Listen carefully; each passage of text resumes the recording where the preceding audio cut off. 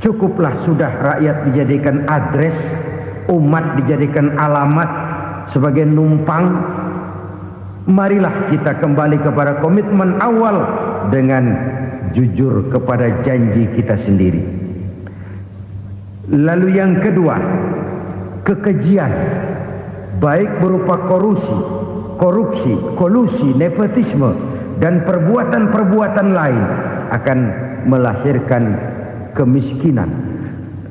Kekurangan pangan bukan satu-satunya yang menyebabkan rakyat menderita. Lukanya rasa keadilan terakumulasi di hati rakyat, dan jeritan hati rakyat mengguncang aras. Kalau Allah murka, Allah bisa melakukan apa saja untuk menciptakan suatu kondisi. Faktor yang ketiga adalah praktek mafia menebarkan maut, baik orang yang mati jasad dan rohaninya maupun orang yang mati karirnya, mati kejujurannya, mati usahanya, mati imajinasinya. Hilang kreativitas kita sebagai bangsa. Faktor yang keempat, kecurangan-kecurangan di bidang usaha, di bidang tender, mengandalkan menjual kekuasaan. Dan memang repot kalau penguasa jadi pengusaha. Mau atau tidak mau, kebijakan-kebijakan kekuasaannya akan memperkuat jaring-jaring usahanya. Kalau zaman sedang susah, biasanya kambing hitam laris, tukang kompor gentayangan. Itu dari dulu selalu mencari kambing hitam. Karena itu kita tidak bicara orang, kita tidak bicara siapa yang salah, kita bicara sistem, dan sistem itu bisa mengena siapa saja. Kalau orang sudah mulai mengingkari janji, bergeser dari komitmen awal, itu sudah mulai ia mengalami proses peluncuran, proses degradasi. Ini penyebab yang pertama. Kita tidak lagi konsekuen bahwa bumi, air, sumber daya alam adalah milik negara, dikuasai oleh negara, digunakan bagi sebesar-besar kemakmuran rakyat. Ternyata rakyat yang makmur itu tidak merupakan gambaran yang menyeluruh dari rakyat kita. Undang-undang dasar kita menganut ekonomi kekeluargaan, tapi yang kita praktekkan adalah ekonomi keluarga. Kalau bukan keluarga nggak dapat proyek. Ibu-ibu, saudara-saudara kaum muslimin rahimakumullah. Kita menyaksikan peristiwa-peristiwa yang memilukan dan memalukan. PHK terjadi di mana-mana. Pengangguran meningkat, harga-harga membumbung tinggi, daya beli rakyat semakin lemah.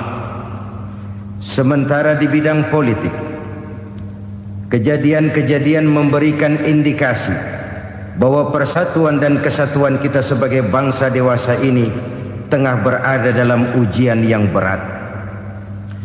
Pada jumpa kita kali ini, tanpa bermaksud untuk mencari kambing hitam dari bencana yang kita hadapi, saya ingin menyampaikan sebuah hadis yang diriwayatkan oleh Imam At-Tabarani dari Ibnu Abbas bahwa Rasulullah sallallahu alaihi wasallam bersabda, "Khamsun bi khamsin."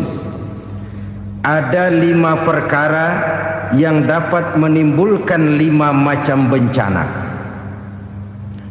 Mari kita renungi hadis ini satu demi satu sebagai bahan introspeksi buat kita semua dalam menghadapi bencana yang tengah berlaku sekarang ini. Yang pertama, ma naqasa qaumul ahda illa sullita alaihim aduwwuhum. Apabila suatu kaum sudah mengingkari janjinya, maka mereka pun akan dikuasai oleh musuh-musuh mereka. Sederhana saja nampak kalimat dalam hadis ini. Apabila orang sudah mengingkari janji, mereka akan dikuasai oleh musuh-musuh mereka sendiri. Dan musuh kita yang paling utama saat ini adalah kemiskinan dan kebodohan. Kenapa itu terjadi? Karena kita mengingkari janji kita sendiri. Di saat awal-awal berdirinya Orde Baru, kita pernah berjanji untuk melaksanakan Pancasila dan Undang-Undang Dasar 45 secara murni dan konsekuen.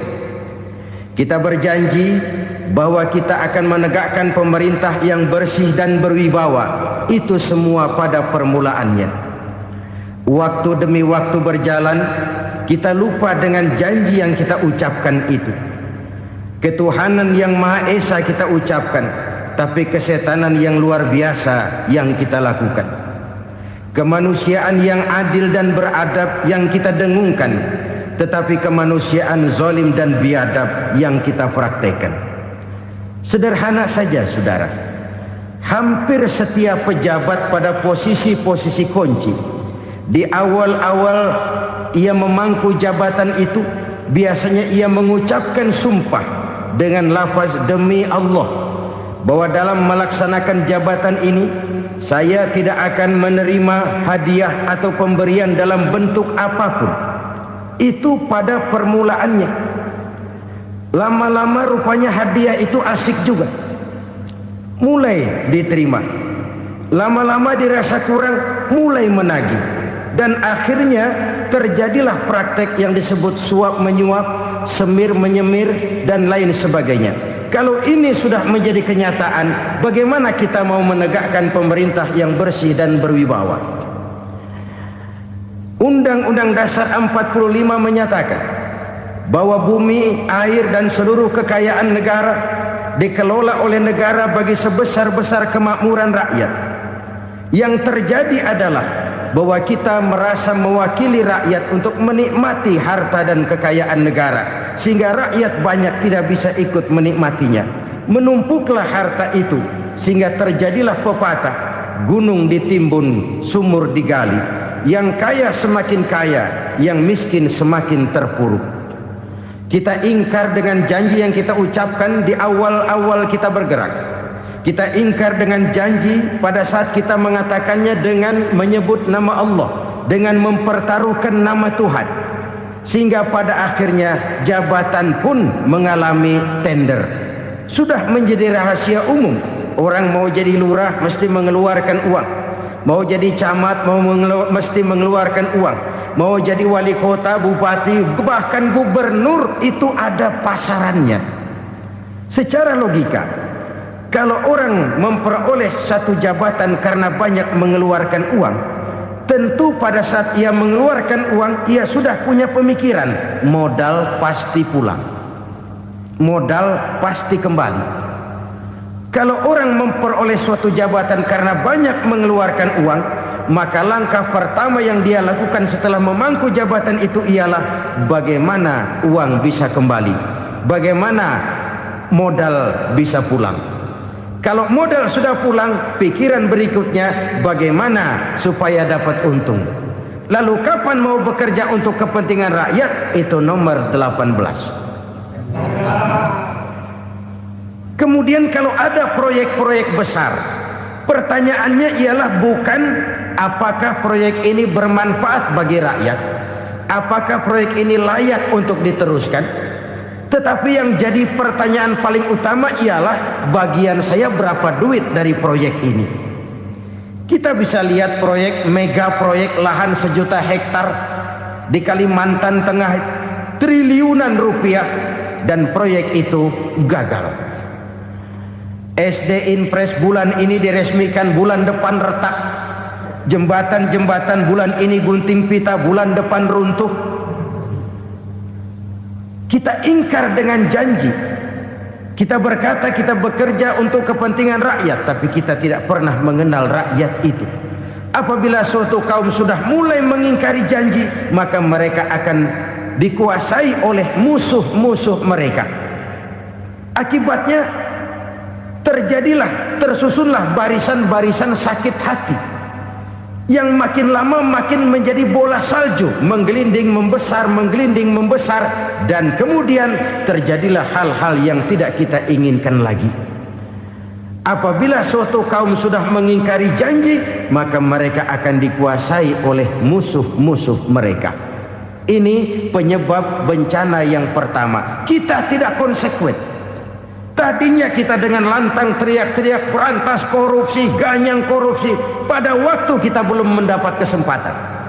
Setelah kita naik punya kesempatan, rupanya korupsi enak juga dirasa. Terjadi pergeseran nilai, orang luntur, kehilangan idealisme awal. Lalu untuk menghibur-hibur diri, menutup-nutup kesalahan, kita gunakanlah pepatah bahwa tidak ada gading yang tak retak, bahwa kita harus mikul dur mendem jero. Itu semua cuma sebagai dalih agar kesalahan kita tidak dibicarakan orang lain. Padahal kita sendiri yang mengingkari janji. Kita yang keluar dari komitmen awal kita. Kita berjanji melaksanakan Pancasila dan Undang-Undang Dasar 45 dengan murni dan konsekuen. Kita berjanji untuk menegakkan pemerintah yang bersih dan berwibawa. Namun dalam kenyataannya itu tidak kita laksanakan dengan sebagaimana mestinya. Kita bergeser, kita mengalami proses degradasi, peluncuran nilai, dan akhirnya terbentuklah barisan-barisan sakit hati yang semakin lama semakin membesar itu. Kita harus introspeksi. Memang kalau zaman sedang susah, biasanya kambing hitam laris, tukang kompor gentayangan. Itu dari dulu selalu mencari kambing hitam. Karena itu kita tidak bicara orang, kita tidak bicara siapa yang salah, kita bicara sistem, dan sistem itu bisa mengena siapa saja. Kalau orang sudah mulai mengingkari janji, bergeser dari komitmen awal, itu sudah mulai ia mengalami proses peluncuran, proses degradasi. Ini penyebab yang pertama. Kita tidak lagi konsekuen bahwa bumi, air, sumber daya alam adalah milik negara, dikuasai oleh negara, digunakan bagi sebesar-besar kemakmuran rakyat. Ternyata rakyat yang makmur itu tidak merupakan gambaran yang menyeluruh dari rakyat kita. Undang-undang dasar kita menganut ekonomi kekeluargaan, tapi yang kita praktekkan adalah ekonomi keluarga. Kalau bukan keluarga nggak dapat proyek. Kalau bukan keluarga nggak dapat macam-macam. Kekeluargaan kita rubah menjadi keluarga. Timbullah penyakit nepotisme. Kita bergeser, kita ingkari janji, dan kita anggap kita atasnamakan rakyat. Rakyat cuma sekedar jadi address, rakyat cuma sekedar jadi alamat, tetapi kehidupan mereka tidak banyak berubah dan tidak banyak terangkat.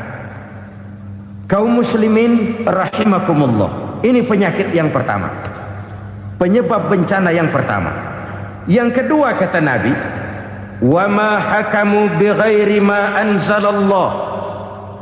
Apabila hukum yang diterapkan sudah tidak lagi bersumber dari hukum Allah, illa fasha fihimul faqru, maka akan bertebaranlah kemiskinan di mana-mana. Ini artinya apa? Apabila hukum tinggal sebuah stempel, apabila hukum sudah diatur menurut kepentingan, apabila hukum sudah tidak lagi ditegakkan secara adil, maka kemiskinan merambah di mana-mana. Hukum diatur menurut selera orang yang sedang berkuasa, maka yang benar bisa jadi salah, yang salah bisa jadi benar. Hukum dalam kenyataan hidup berlaku seperti pisau. Pisau itu kan saudara lihat, yang namanya pisau dimanapun itu tajamnya ke bawah, ke atas tumpul. Kalau hukum itu, kalau untuk rakyat, hukum itu tajam bukan main, cepat sekali dilaksanakan. Tapi giliran menengah ke atas, yang gedean dikit berbuat salah, hukum tompul. Hukum pura-pura tidak dengar. Akibatnya terluka rasa keadilan rakyat. Satu kasus rakyat diam, dua kasus rakyat diam, tiga kasus rakyat diam, kasus terakumulasi di hati rakyat. Luka rasa keadilan, dan itu menjadi sumber bencana. Penjarahan, kita tidak setuju itu. Tapi kita harus melihat kausalnya. Itu kan tidak berdiri sendiri.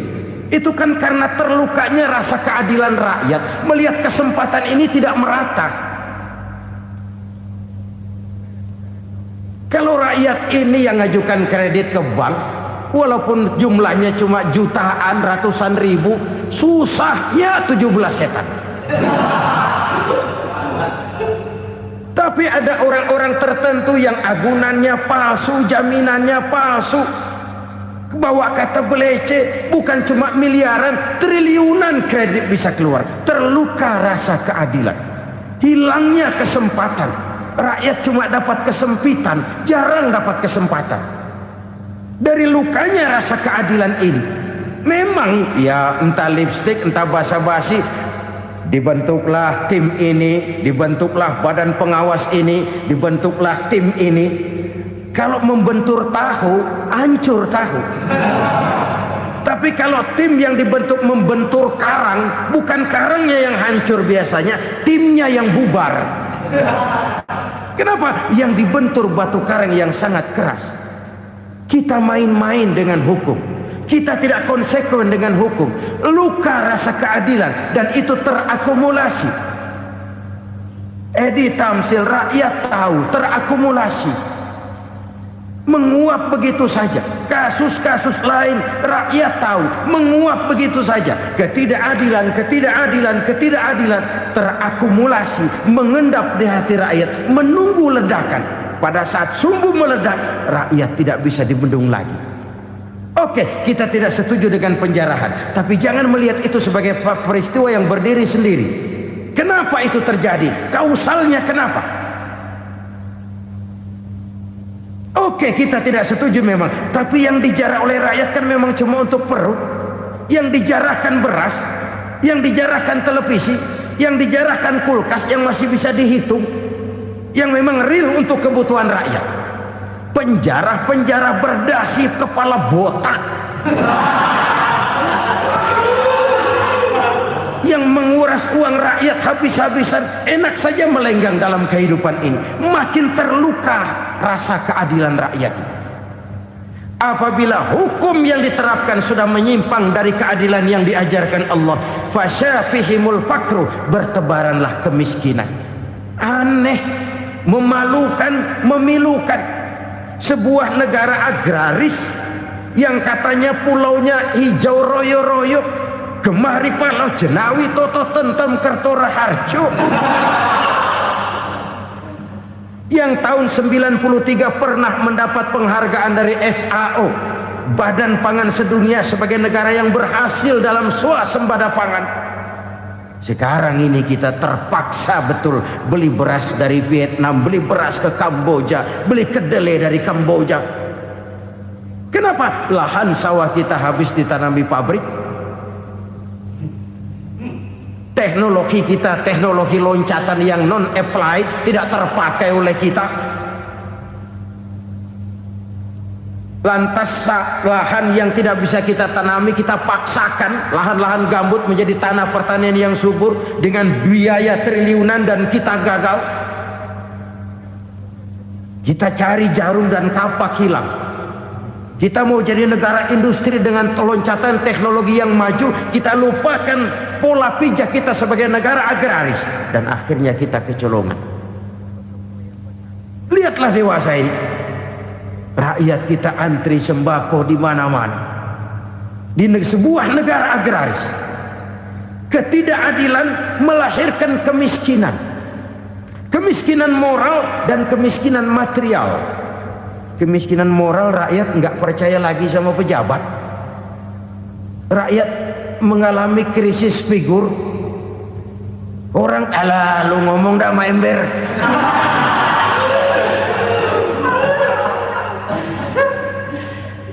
Penataran yang menghabiskan biaya miliaran itu melahirkan pejabat-pejabat korup. Pengawasan yang menghabiskan biaya miliaran itu ternyata impoten, mandul. Kemiskinan moral. Jujur saya berkata, saudara-saudara, setelah pintu reformasi dibuka, itu yang masuk memang macam-macam. Ada yang memang punya tujuan murni, konsekuen dan punya konsep. Ada yang nunggu di tikungan, begitu mobil lewat nyamber pintu, berangkat ikut reformasi. Ada yang memanfaatkan momentum mumpung untuk nyampein unek-unek, ngerti nggak, pokoknya ngomong. Sehingga keadaan semakin rancu, kebingungan semakin menjadi-jadi, masalah yang paling urgen tidak terselesaikan. Sekarang ini orang berpikir mendingan jadi pala ular daripada jadi buntut macan. Buntut macan memang hebat macan, tapi kalau buntutnya cuma ugel-ugel di belakang buat apa? Mendingan jadi pala ular kecil juga nyaplok. Artinya ya biar kecil juga kalau punya partai kan gagah. Lalu rame-rame bikin partai kayak bikin arisan. Orang makin mengalami dislokasi. Semua mau jadi pahlawan, semua mau nomor satu, semua ngomong. Iya kalau bidangnya, kalau bukan makin rancu. Marilah lewat kesempatan ini saya mengajak kita untuk tahu diri.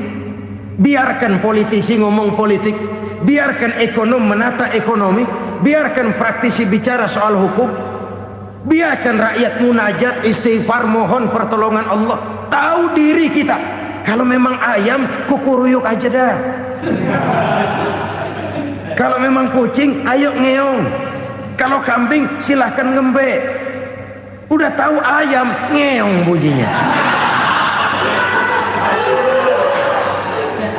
Suaranya palas, orang nggak ngerti, bingung, makin menjadi-jadi. Ibarat kesebelasan sepak bola bangsa kita sekarang ini, rame-rame mau bikin gol, kiper ikut nyerang sekarang. Memilukan dan bahkan memalukan. Wa ma hakamu bighairi ma anzalallah illa fasha fihimul fakru. Kalau hukum yang diterapkan sudah menyimpang dari keadilan yang diajarkan Allah, bertebaranlah kemiskinan di mana-mana. Coba sekarang ini yang punya duit bingung, apalagi yang kagak punya duit. Yang pengusaha gede ngeluh, apalagi yang pengusaha pas-pasan. Yang kagak punya beras, yang punya beras saja masih bingung, apalagi yang nggak punya beras. Ini sudah demikian merata. Dulu kita kagum mendengar konglomerat kelas buadah, kelas-kelas yang seakan-akan cuma ada dalam khayalan mereka, punya kekayaan miliaran dolar, triliunan. Sudahlah, seolah-olah nggak terjangkau sama kita. Weh, ternyata yang gede-gede itu juga gede utangnya. Dan rontok satu demi satu. Ternyata rakyat selama ini cuma dialamatkan, cuma dijadikan address. Rakyat yang tidak banyak ngerti persoalan ini harus menanggung hidup ini begini berat, harus menanggung beban hidup ini begini tinggi. Daya beli semakin lemah, semakin terpuruk dan terpuruk, sedang keadaan belum juga banyak berubah. Yang hutang sama luar negeri itu kan bukan rakyat kecil, Ciano. Yang banyak nyimpen dolar juga kan Ciano. Rakyat kecil bocah kampung mah jangankan nyimpen dolar, ngelihat juga tumben. Kemana kita mesti bercermin? Sekali lagi saya mengatakan maaf, kita tidak bermaksud mencari kambing hitam. Karena itu kita tidak bicara orang, kita bicara sistem, kita bicara keadaan. Beginilah yang dikatakan Nabi, penyebab timbulnya bencana, hukum yang ditegakkan tidak lagi berorientasi kepada keadilan, tapi berorientasi kepada kepentingan. Akhirnya bentuk hukum seperti pisau, tajam ke bawah, tumpul ke atas. Hukum cuma buat rakyat kecil, tetapi kelompok menengah ke atas kadang-kadang kebal dari perlakuan hukum. Maka bertebaranlah kemiskinan. Iya, kemiskinan moral berupa lukanya rasa keadilan. Kalau rasa keadilan terluka, orang kan nunggu kesempatan, saudara. Iya dia nggak bisa ngomong, iya dia nggak sanggup action, iya dia nggak bisa tunjuk rasa, tapi hatinya kan kapan ada kesempatan, kapan ada waktu, tunggu. Hatinya mesti begitu, sehingga begitu ada kesempatan terjadilah hal-hal yang tidak terhindarkan. Dan itu ekses, bukan reformasi. Jangan seperti sebuah dialog saya dengan seorang abang beca. Saya bertanya, bang, ya, abang tahu nggak reformasi? Tahu. Ustaz, apa? Pembakaran. Terus penjarahan, lalu perkosaan. Itu reformasi. Itu yang saya lihat. Nah, itu yang dia lihat. Saya tentu tidak menyalahkan abang beca kita, karena memang itu yang dia lihat dan sejauh itu wawasannya. Tapi ini indikasi bahwa banyak rakyat kita yang belum bisa menggunakan kebebasan secara bertanggung jawab. Padahal kebebasan tanpa tanggung jawab tirani. Sebuah contoh gampang-gampangan. Saya beli radio, saya setel di kamar saya, lalu saya bilang, ini radio gue. Yang beli gue, pakai duit gue setel di kamar gue, sekeras-kerasnya, gak ada urusan sama orang lain. Itu kata saya. Tetapi tetangga saya sebelah rumah kan boleh juga ngomong begitu. Kata tetangga saya, ini mata gue, yang ngantuk gue tidur di kamar gue, kenapa suara radio lu nyampe kemari? Artinya apa ini? Kebebasan saya nyetel radio dibatasi oleh kebebasan tetangga saya yang mau tidur. Tidak ada kebebasan mutlak. Kebebasan mutlak tanpa tanggung jawab kembali akan melahirkan tirani, kembali akan melahirkan pemaksaan kehendak. Dan itu lagi-lagi bukan demokrasi. Saudara-saudara kaum muslimin rahimakumullah. Ini penyakit yang kedua, lukanya rasa keadilan, terutama di kalangan rakyat kecil. Itu mengendap menjadi akumulasi dan menunggu giliran kapan bisa dimuntahkan. Dengan kata lain, rakyatnya udah banyak banget makan yang perutnya jadi enak, nyelam. Kapan nunggu muntahnya? Udah begini banyak akumulasi yang mereka pendam di perut ini, sehingga ketika terjadi kesempatan itu sudah tidak terkendalikan lagi. Kita out of control. Saya tidak mentolerir sikap-sikap kekerasan. Bahkan saya lebih cenderung bahwa kalau di rumah kita banyak tikusnya saja racuni, jangan rumah dibakar. Bahwa ada korupsi, ya, ada kolusi, memang ada nepotisme, tentu. Tetapi tikusnya saja racuni, jangan rumah dibakar. Masa mau ngusir tikus bakar rumah? Tikusnya lari, tikusnya selamat, rumahnya ewes-ewes.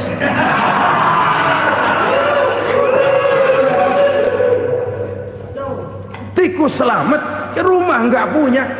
Masalah nggak terselesaikan dengan sebagaimana yang kita harapkan. Kita sepakat ini negara hukum, dan di hadapan hukum semua manusia itu sama. Itu prinsip yang diajarkan Allah. Al-musawat bainan nas fi takalifil ahkam. Semua manusia sama dalam berhadapan dekat dengan hukum Allah Subhanahu wa taala. Kalau hukum sudah pandang bulu, itu jelas yang enak yang banyak bulunya. Siapa yang banyak bulunya? Monyet. Kalau hukum pandang bulu, monyet keenakan. Saudara-saudara kaum muslimin rahimakumullah, introspeksi. Mari kita bercermin bagaimana perjalanan hukum selama ini. Kalau introspeksi ini kita temukan, lalu ada upaya untuk memperbaiki diri. Jangan menggunakan tak ada gading yang tak retak, mikul duwur mendem jero untuk menutup-nutupi kesalahan orang. Padahal kesalahan itu sedemikian besar. Padahal rakyat kita tiap hari antri sembako. Ada yang sehari sekali makan, ada yang makan sudah bercampur tiwul, ada yang nasi sudah dicampur pisang, balik jadi orok lagi. Macam-macam upaya rakyat untuk menangsal perut ini. Lalu rakyat ditenang-tenangkan, lebih baik puasa Senin Kemis sambil menghadapi krisis ekonomi. Kenapa rakyat yang disuruh puasa? Kenapa bukan pejabatnya yang puasa lebih dulu untuk kemakmuran rakyat? Kalau rakyat yang memang perutnya udah gepeng disuruh puasa, makin krempeng perutnya. Artinya pejabat harus punya sense of politik. Ya, tidak, puasa itu kan tidak cuma Senin Kemis saja. Puasa itu puasa perasaan, puasa menghargai perasaan yang sedang kondisi yang sedang dihadapi oleh rakyat. Bagaimana rakyat yang tengah antri sembako melihat pejabatnya lewat dengan mobil yang harganya sampai 1 miliar. Oh, inilah pemimpin saya. Luka lagi rasa keadilannya. Kita tidak tenggang rasa. Puasa dalam artian itu pun akan menolong menegakkan semangat kebersamaan, membentuk semangat kebersamaan. Saudara-saudara kaum muslimin rahimakumullah, penyebab bencana yang ketiga dikatakan oleh baginda Nabi, wala dhaharat fihimul fahishatu illa fasha fihimul maut. Apabila kekejian telah merajalela, maka maut bertebaran di mana-mana. Kita renungi butir kalimat dalam hadis ini. Apabila kekejian telah merajalela, maut bertebaran di mana-mana. Begitu murah arti sebuah kehidupan. Penjarahan untuk hal-hal yang kecil tapi sampai mengorbankan nyawa. Apabila kekejian sudah terjadi di mana-mana, maut pun bertebaran. Maut dalam arti berpisah ruh dengan jasad, tapi juga maut dalam arti orang bisa mati karirnya, orang bisa mati usahanya, orang bisa mati kesempatannya karena perbuatan-perbuatan keji yang selama ini tidak terbendung. Lahirlah teori mafia. Siapa yang kuat dia yang berkuasa, siapa yang lemah dia menjadi mangsa. Proyek-proyek besar yang menang tender itu ya dari itu ke itu saja. Yang pengusaha-pengusaha tidak punya koleksi, koneksi, tidak bisa bayar komisi, dapat proyek tetelan. Ada dagingnya dikit, namanya juga tetelan. Dagingnya sudah habis disantap oleh meja. Sekian puluh meja dilalui, sekian puluh amplop dikeluarkan. Sehingga yang akhirnya ya tinggal tetelan itu tadi. Maka kualitas pekerjaan pun sudah bukan lagi jadi masalah.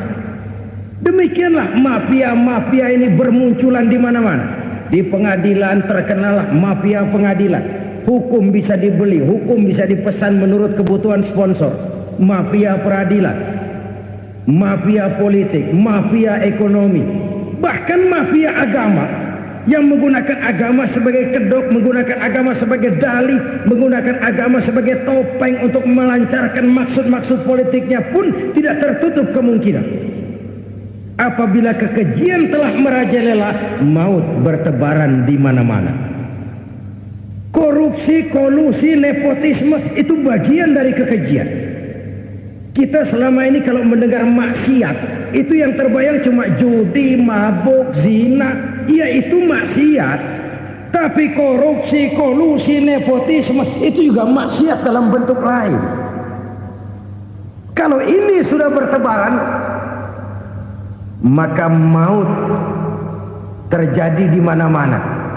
Jangan bayangkan cuma mati orangnya, itu sih kewajiban. Yang menyakitkan itu orangnya masih hidup tapi dibikin mati. Karirnya mati. Kenapa? Karena yang diperlukan bukan cuma orang pinter tapi orang taat. Biar pinter, kalau nggak taat minggir. Biar bodoh kalau taat bisa nyenangin atasan, bisa nyemur. Kumaha juragan wae aya nama.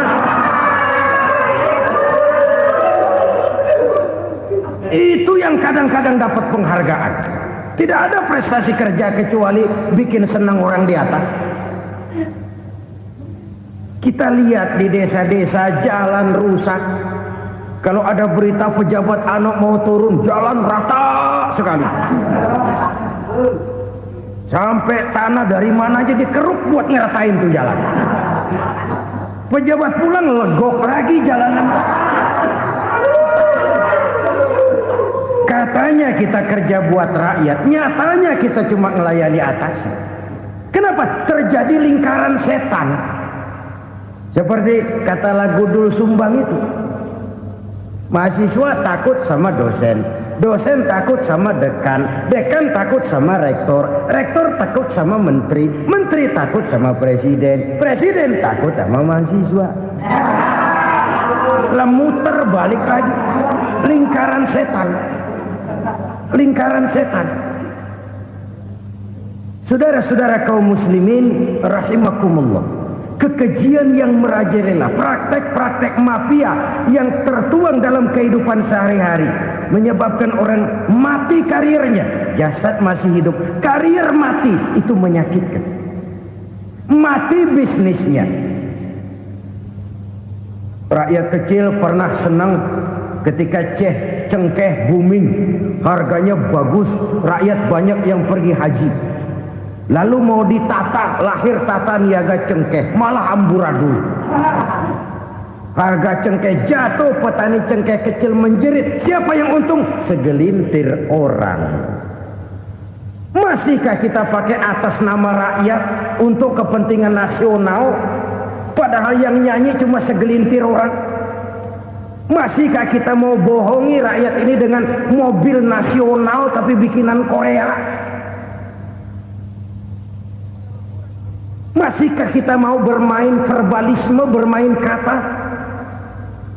Ini sebuah masa lalu yang tidak perlu terulang lagi untuk masa-masa yang akan datang. Kekejian merajalela, orang mati karir. Bisa mati usaha, mati bisnis.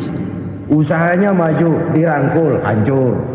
Usahanya maju, dipukul, hancur, tenggelam.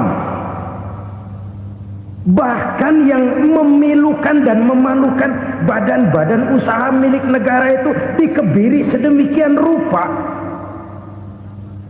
sehingga tidak menghasilkan hal-hal yang bermanfaat buat negara.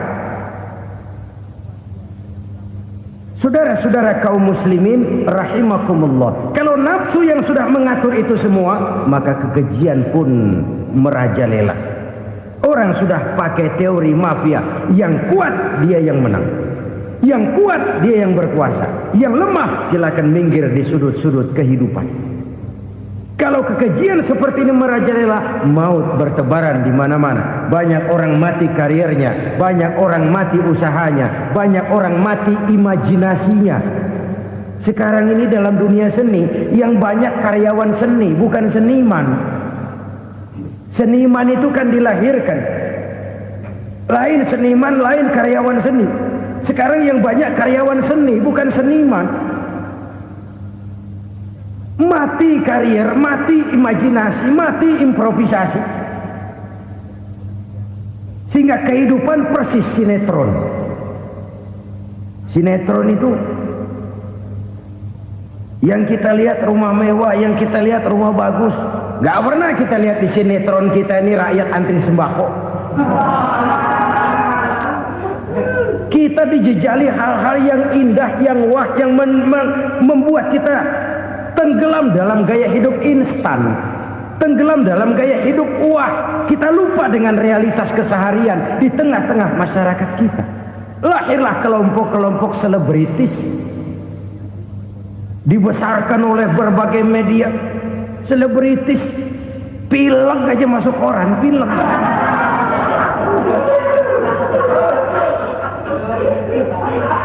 Rakyat yang pingsan antri beras nggak masuk koran.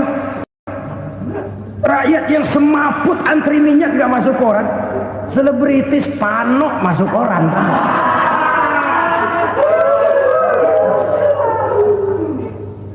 Kita besarkan hal-hal kecil, kita kecilkan hal-hal besar. Karena apa? Kita mengejar oplah, kita profit oriented, tidak lagi berorientasi kepada realitas hidup yang kita hadapi ini. Kalau kekejian sudah merajalela, kata Nabi, maka maut bertebaran di mana-mana. Maut dalam artian maut, coba lihat sekarang begitu murah nyawa. Karena 1000 perak orang mau nusuk bunuh. Karena beras seliter orang khilaf, begitu murah kehidupan. Tapi kekejian dalam bentuk korupsi, kolusi, nepotisme, kekejian dalam bentuk itu mematikan karier, mematikan bisnis, mematikan imajinasi, mematikan kreativitas. Itu juga maut dalam bentuk lain akibat kekejaman lain. Ini penyebab yang ketiga.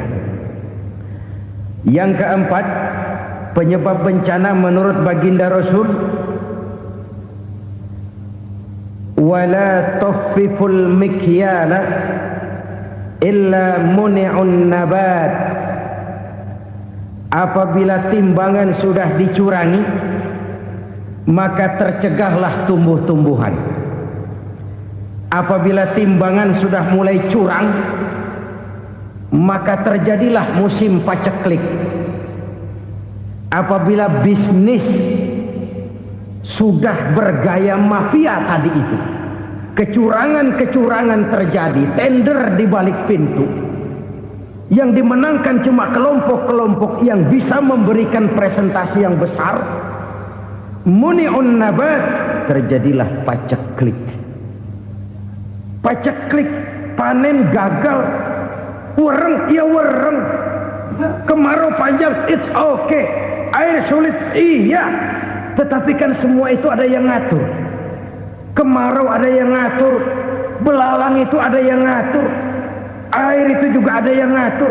Yang ngatur itu yang serba maha. Kalau ia murka melihat kecurangan timbangan, Allah itu kalau murka kan gampang saja, tinggal komandoin balang, lang, hancurin tuh sawah.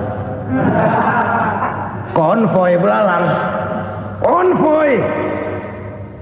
Allah tinggal ngutik angin El Nino, mampir lo ke Indonesia. Hujan gak turun-turun, kemarau panjang. Jadi kalau musim kemarau kan namanya anginnya El Nino. Kalau musim hujan anginnya namanya La Nina. Cakep namanya, kejem orangnya. Saudara lihat Cina sekarang sedang kena La Nina, banjir besar, ribuan orang meninggal. Dia mah ribuan mati kagak berasa, rakyatnya miliaran. Bangladesh lagi ngalami La Nina, India lagi ngalami La Nina. Angin, hujan, kemarau, belalang, itu kan ada yang ngendaliin.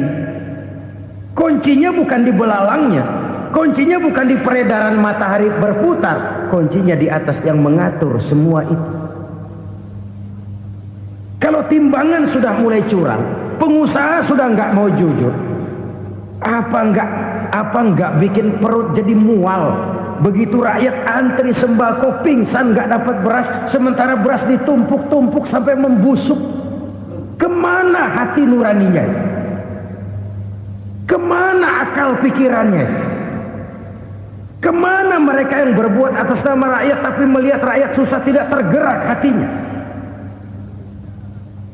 Apabila timbangan sudah mulai dicurangi, bisnis sudah mulai melenceng, maka terjadilah paceklik.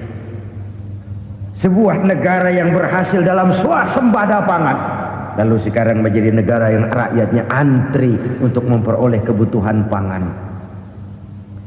Saudara-saudara kaum muslimin rahimakumullah, ini intinya adalah kecurangan. Kalau kecurangan sudah terjadi di mana-mana, dan ini milik siapa saja, bukan soal tempat, bukan soal jabatan, soal manusianya, SDM-nya. Kecurangan tidak cuma terjadi di kantor, di masjid bisa terjadi kecurangan.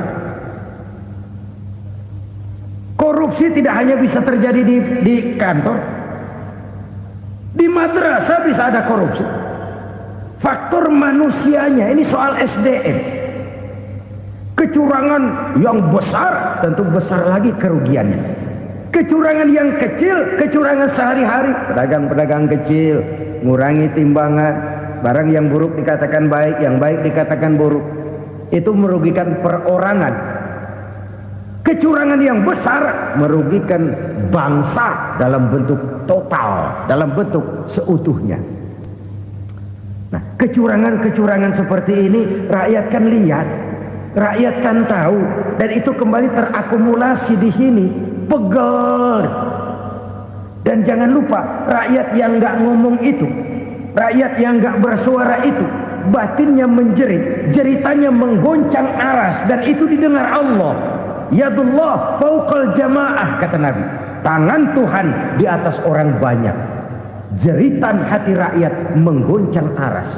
Rakyat yang terlalu banyak dizolim, rakyat yang terlalu banyak dirugikan, ya rakyat yang terlalu banyak di atas namakan, menjerit batinnya, menggoncang aras, dan Allah bisa menggerakkan apa saja untuk membuat satu situasi. Allah bisa menggerakkan apa saja untuk membuat satu situasi.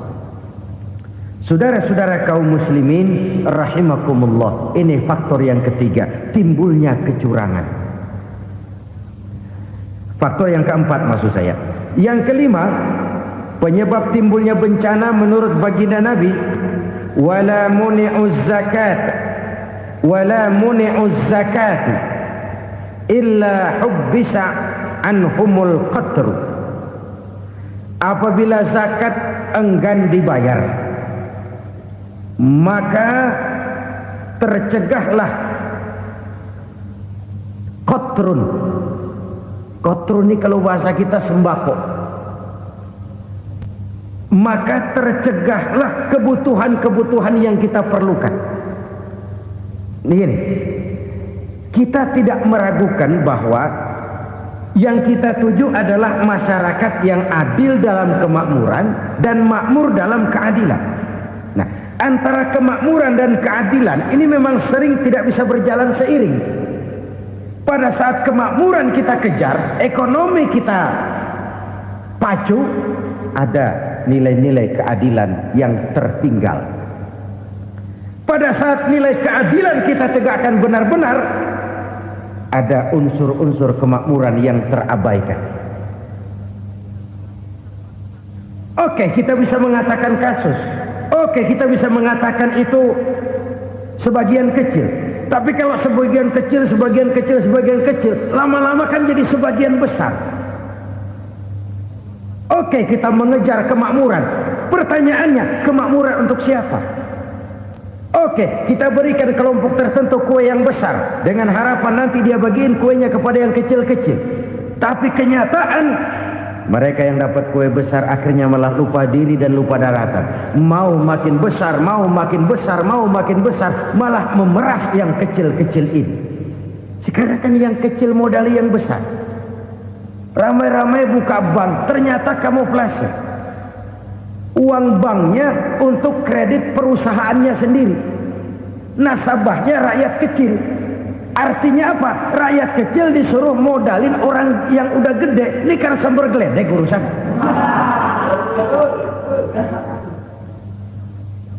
Ini kan permainan apa lagi? Rakyat kecil suruh modali yang gede. Nasabahnya rakyat kecil, kumpulkan uangnya di bank, kucurkan kredit kepada perusahaannya sendiri. Bukankah itu rakyat kecil suruh modali yang gede? Sudah begitu kejamkah kita untuk meraih keuntungan dengan mengorbankan orang kecil ini? Sudah tidak bicara lagi kah nurani kita melihat penderitaan orang yang semakin susah ini? Kalau zakat enggan dibayar, padahal zakat 2,5% saja, 2,5% saja. Kalau itu pun enggan, kalau zakat saja enggan, bagaimana pula yang namanya sodako, bagaimana pula yang namanya infak, bagaimana pula yang namanya santunan, bantuan.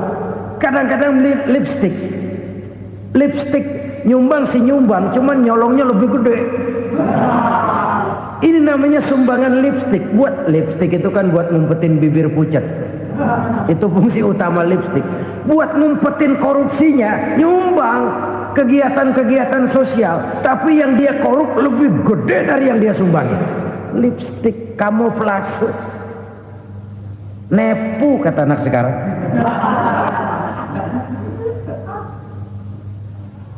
Saudara-saudara kaum muslimin rahimakumullah, demikian berat kewajiban zakat ini sampai di zaman Sayyidina Abu Bakar pernah keluar komando perangi orang yang enggan membayar zakat. Perangi. Karena fungsi zakat adalah menjembatani antara si kaya dengan si miskin. Bahwa ada kemiskinan itu Qur'ani. Allah menyatakan, aku melebihkan rezeki sebagian kamu dari yang lain. Ini kan kesenjangan. Allah melebihkan rezeki sebagian kamu dari yang lain. Ada itu. Tetapi itu berjalan secara nature. Nah, kalau direkayasa, yang kaya semakin kaya, yang miskin semakin terpuruk, yang sudah besar dapat proyek besar, yang kecil dapat tetelan. Ini kan rekayasa namanya. Kesenjangan yang direkayasa ini yang kita harus kikis. Nah, fungsi zakat menjembatani dari sisi sosial. Dari sisi pribadi, Nabi berpesan, zakku amwalakum biz zakat. Bersihkan hartamu dengan zakat. Sekarang ada istilah nyuci uang. Uang hasil korupsi itu bisa dicuci, dijadikan uang bersih. Bukan pakai rinso, bukan. Pakai politiknya koruptor, diolah sedemikian rupa sehingga jadi uang resmi. Sudah memutik, itu termasuk yang disebut kejahatan kerah putih, white collar crime. Kejahatan kerah putih, kejahatan pakai dasi, kejahatan kelas kakap.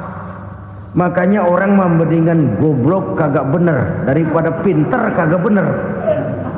Goblok kagak bener itu gampang ngurusinnya. Pinter kagak bener, ini yang berabe bener ngurusinnya.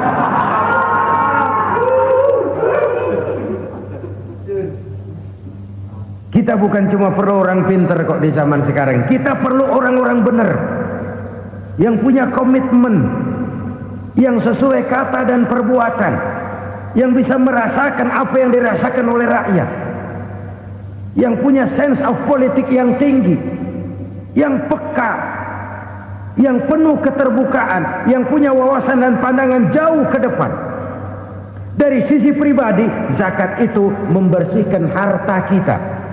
Ya, dia tercampur dengan yang subhat, dia bahkan mungkin tercampur dengan sedikit-sedikit yang haram. Itu zakku amwalakum biz zakat. Bersihkan hartamu dengan zakat itu. Pada sisi sosial ia menjembatani, pada sisi pribadi ia membersihkan harta kita.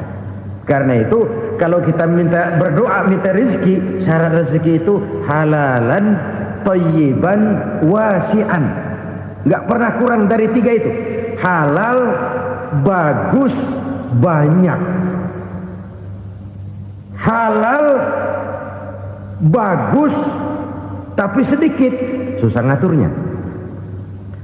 Halal, banyak, tapi kurang bagus, buat apaan? Bagus, banyak, tapi haram, enggak ada artinya. Sebab kata Imamul Ghazali, kalau kau terlalu suka memakan makanan yang haram, dikunyah masuk ke dalam perut besar, digiling oleh perut besar, menghasilkan energi, menggerakkan sel-sel pembuluh saraf, kau juga akan cenderung berpikir yang haram. Kalau sudah cenderung berpikir yang haram, perbuatan pun akan mengarah kepada perbuatan-perbuatan yang haram. Dulu waktu kelompok Jimbaran 200 konglomerat Indonesia kumpul dihimbau supaya sekian persen kasih pengusaha-pengusaha lemah. Itu kan cuma sekedar belas kasihan, tidak banyak menolong keadaan. Dan bukan itu yang diperlukan pengusaha-pengusaha kecil. Yang diperlukan adalah berikan kami kesempatan seperti mereka dapat kesempatan. Berikan kami peluang seperti mereka juga dikasih peluang. Kalau cuma dikasih 100 juta, 200 juta hari ini, usaha kami nggak ada prospeknya, peluang kagak ada, kan sama juga bohong. Diceburin ke kali, disuruh berenang, tangan diikat, mendingan mampusin ketahuan. Ayo berenang, berlomba, tangan diikat, kaki diikat, sama saja nyuruh mati. Jadi jangan kasih ikannya, kasih kailnya.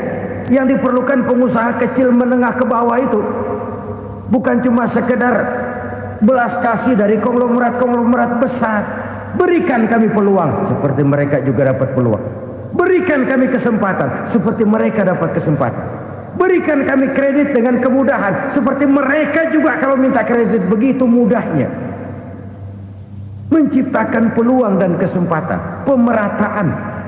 Bukan menciptakan manusia Indonesia dengan standar ekonomi yang sama. Semua rumahnya harus sama, semua punya mobil. Itu sih kebersamaan bebek. Bebek, coba lihat bebek. Satu ngalor semua. Satu ngidul semua. Kebersamaan bukan itu. Kebersamaan adalah menciptakan peluang. Kalau yang kaya bisa semakin kaya, kenapa yang miskin tidak bisa ikut naik jadi sedikit kaya? Kalau pengusaha yang sudah kuat bisa bertambah menjadi kuat dengan proyek mega proyek, kenapa yang menengah tidak bisa ikut menjadi kuat?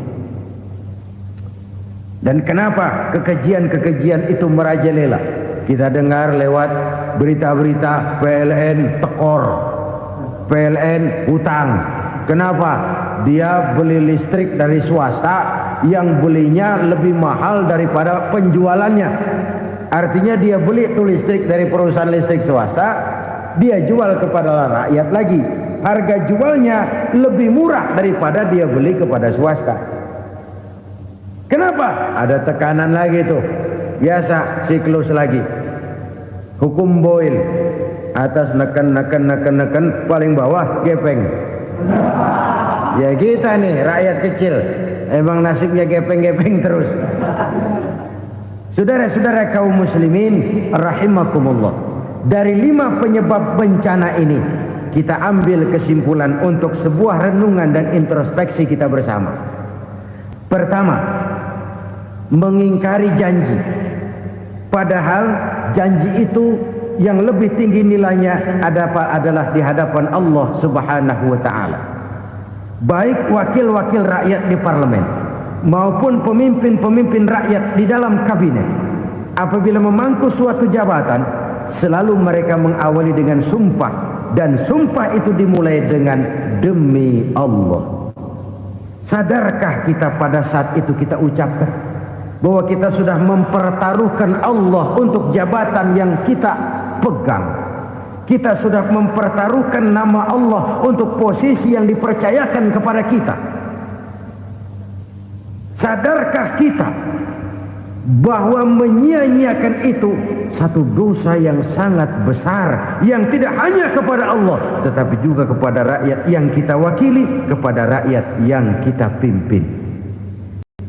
Cukuplah sudah rakyat dijadikan adres, umat dijadikan alamat sebagai numpang.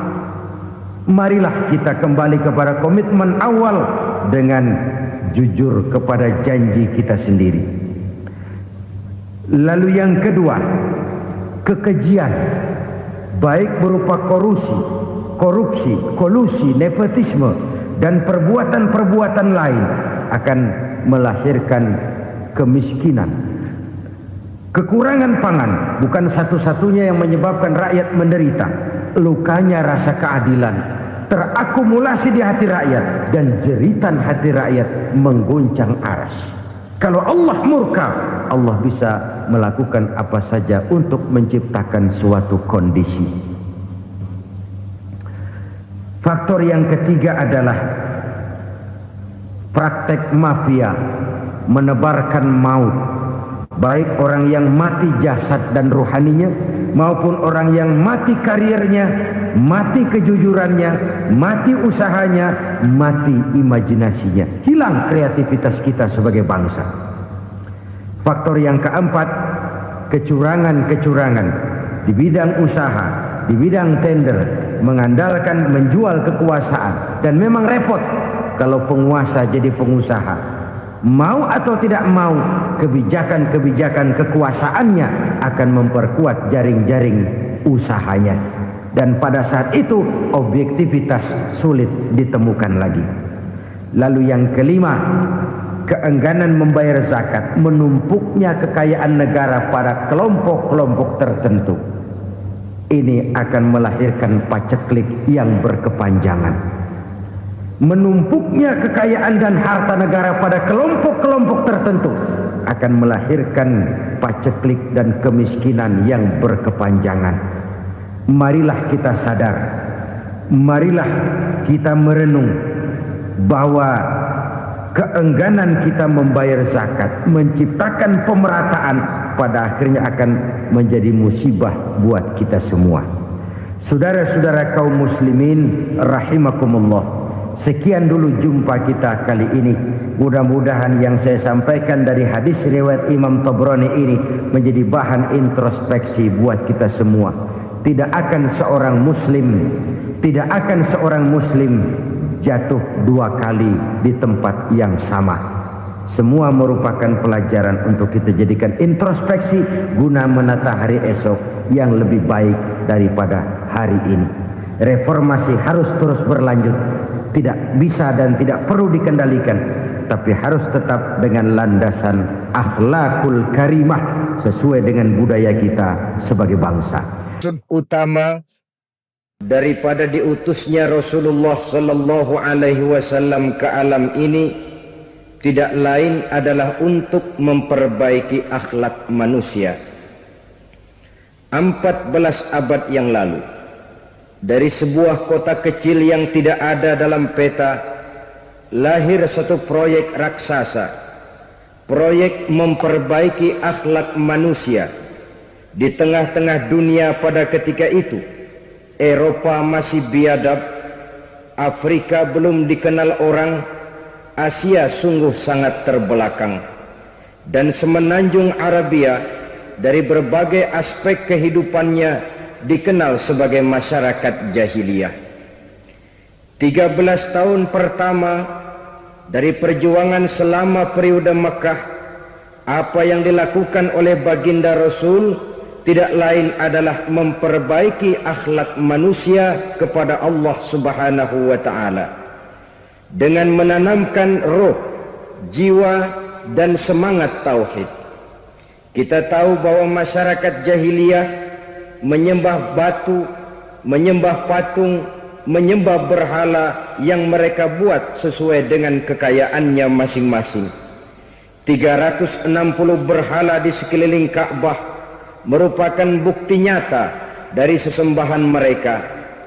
Yang kaya membuat berhala dari emas lalu disembah, yang setengah kaya bikin patung dari perak lalu disembah, yang hampir miskin bikin Tuhan dari kayu lalu disembah, yang miskin benar tepung terigu diadonin lalu dibentuk seperti wujud seseorang kemudian disembah, dan apabila selesai nyembah perutnya terasa lapar, Tuhannya habis dipretelin. Sepanjang sejarah kemanusiaan cuma masyarakat jahiliyah saja yang sampai makan Tuhan. Sesadis-sadisnya bangsa Indonesia belum pernah sampai makan Tuhan. Maka menghadapi manusia seperti ini, yang pertama dilaksanakan oleh Rasul memperbaiki akhlak mereka kepada Allah, menanamkan la ilaha illallah, bahwa tidak ada Tuhan yang perlu disembah selain daripada Allah Subhanahu wa ta'ala. Ini hakikatnya merupakan inti daripada ajaran Rasul-Rasul terdahulu. Kenapa? Seluruh Rasul bersumber dari satu sumber yang sama, yaitu dari Allah Subhanahu wa ta'ala. Maka prinsip ajaran ketuhanan yang mereka bawa tentu saja sama. Nabi Adam mengajarkan la ilaha illallah, Nabi Nuh mengajarkan la ilaha illallah, cuma tentu sambungannya Nuh Rasulullah. Nabi Ibrahim mengajarkan la ilaha illallah, Ibrahim Rasulullah. Nabi Musa mengajarkan la ilaha illallah, Musa Rasulullah. Bahkan Nabi Isa mengajarkan la ilaha illallah, Isa Rasulullah. Dan Nabi Muhammad mengajarkan la ilaha illallah, Muhammadur Rasulullah. Akhlak manusia kepada Allah dengan menanamkan tauhid. Jadi kalau ingin berakhlak yang benar kepada Allah, jaga tauhid, pegang teguh akidah. Saudara-saudara kaum muslimin rahimakumullah. Lawan daripada tauhid adalah kufur. Kufur bisa dua. Bisa kufur iman, bisa kufur nikmat. Kufur itu sifatnya, kafir itu orangnya. Ada orang kufur iman, dan ini merusak akhlak kepada Allah Subhanahu wa ta'ala. Kufur iman itu kadang-kadang bentuknya syirik, orangnya disebut musyrik. Kufur iman itu kadang-kadang bentuknya nifaq, orangnya disebut munafik. Kufur iman itu kadang-kadang bentuknya riddah, orangnya disebut murtad. Ini merupakan jenis daripada kufur-kufur iman dan tergelincirnya manusia daripada akhlak kepada Allah Subhanahu wa ta'ala. Benar, di zaman sekarang kita tidak menyembah berhala. Memang di zaman sekarang kita tidak menyembah patung. Iya, kita tidak berkeyakinan Tuhan lebih dari satu. Tapi kadang-kadang akhlak kita kepada Allah sering lentur dan luntur, sering bergoyang dan tergoncang, sering kena erosi dan polusi. Bahwa kita tidak menyembah Latta, Uzza, Manat dan Hubal seperti masyarakat jahiliyah dahulu, memang. Tapi Latta zaman sekarang, Uzza zaman sekarang, Manat dan Hubal di zaman sekarang, berhala-berhala di abad kita sekarang ini, kadang-kadang bernama harta, kadang-kadang bernama wanita, kadang-kadang bernama tahta, mungkin juga bernama Toyota. Sesuatu yang lebih kita agungkan daripada Allah, menjelmalah dia menjadi berhala-berhala di zaman kita sekarang ini. Manakala kita di kantor sudah lebih takut kepada kepala bagian kita daripada kepada Allah, maka Tuhan kita barangkali adalah kepala bagian kita. Manakala kita sudah lebih takut kepada manusia daripada kepada Allah, bergeserlah akhlak kita kepada Allah, mengagungkan manusia dan menomorduakan Allah. Maka di zaman sekarang akhlak kita kepada Allah sering kena erosi, sering kena polusi. Mungkin karena sulitnya lapangan kerja, tingginya tensi ekonomi, persaingan hidup yang makin tajam, sulitnya mencari lapangan kerja, orang kadang-kadang nekat, sedikit pertimbangan, picik pandangan, mudah melakukan potong kompas, sehingga terjadilah perbuatan-perbuatan yang memelencengkan akhlak kita kepada Allah Subhanahu wa ta'ala. Kadang-kadang terjebak mempercayai selain daripada Allah. Kadang-kadang terjebak di dalam mengagungkan yang selain daripada Allah lebih dari yang seharusnya. Terkenalah akhlak kita kepada Allah, jaringan-jaringan erosi dan polusi. Kufur sebagai lawanan daripada tauhid merupakan sifat daripada orang yang tidak berakhlak kepada Allah. Bentuknya pertama bisa syirik. Syirik itu artinya meyakini ada Tuhan lain selain daripada Allah. Itu yang namanya syirik. Jadi percaya Tuhan ada, cuman Tuhannya kelebihan. Itu yang disebut syirik, dan itu merupakan cerminan dari akhlak yang rusak kepada Allah Subhanahu wa ta'ala. Berkeyakinan Tuhan lebih dari satu, berkeyakinan bahwa Tuhan itu beranak atau diperanakkan, atau mengagungkan sesuatu sama dengan Allah, atau menjadikan yang selain Allah sebagai tujuan akhir daripada perjalanan kehidupan ini, maka itu sudah terjebak kita dalam musyrik. Dan syirik satu dosa yang tidak berampun. Bahasa kasarnya, yang namanya syirik itu jenis bapak moyangnya dosa. Saudara-saudara, sebab itu saya pesan, kalau memang terpaksa, biasanya yang tinggal di kota-kota besar itu kalau tidak kepengen dosa kan susah. Kalau terpaksa harus bikin dosa, cari yang kecil-kecil saja, yang kira-kira taubatnya gampang. Umpamanya pulang sholat Jumat nukar sendal, umpama yaitu jelas dosa. Tapi dosa yang taubatnya agak mudah. Jangan sampai terjebak ke dalam syirik, menyekutukan Allah. Kalau sudah menyekutukan Allah, Allah dimadu, murka benar Allah kepada kita. Innallaha la yaghfiru ayyushraka bih wa yaghfiru ma duna dzalika liman yasha. Allah tidak akan memberi ampun kepada orang yang menyekutukannya dengan sesuatu, tapi Allah mau mengampunkan dosa yang selain itu bagi orang yang dikehendakinya. Jadi orang-orang yang sudah terjebak syirik, menyekutukan Allah, meyakini ada Tuhan lain selain daripada Allah, meyakini Tuhan beranak atau diperanakkan, bagaimanapun baiknya mereka di dunia, bagaimanapun sosial jiwanya, bagaimanapun pemurah tangannya memberikan santunan dan pertolongan kepada orang lain, kalau sudah syirik, seluruh nilai kebaikannya akan tidak ada gunanya lagi, karena tidak ada tempat nilai kebaikan itu bergantung. Sedangkan kita berbuat baik agar diterima oleh Allah. Kalau Allahnya marah kepada kita, siapa yang akan menerima nilai kebaikan itu sendiri? Ini bentuk yang pertama. Yang nyata-nyata menyembah berhala, syirik. Yang nyata-nyata beriktikad Tuhan lebih dari satu, syirik. Atau yang tersamar. Yang tersamar itu yang sering jadi penyakit kita. Saya sejak ada perkutut ini di rumah, perkutut. Saudara-saudara, yang merusak akhlak kepada Allah, yang merusak tauhid setelah syirik, bisa juga berbentuk nifak. Nifak itu sifatnya, orang yang punya sifat nifak disebut munafik.